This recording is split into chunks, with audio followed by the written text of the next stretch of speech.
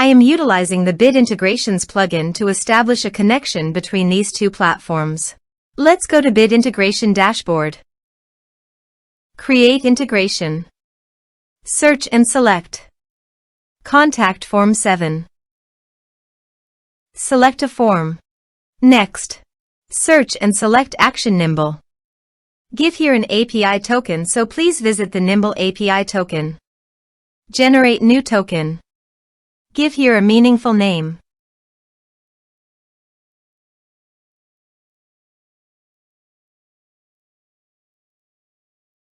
Generate. Copy the API token and paste it here. Authorized it. Authorization is successfully done. Next, choose an action. Map the respective fields.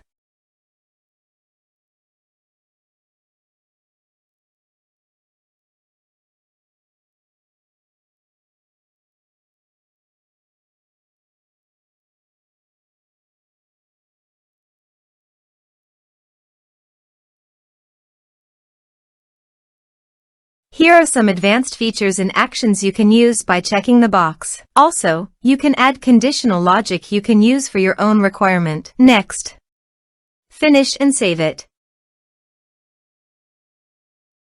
Let's submit a form.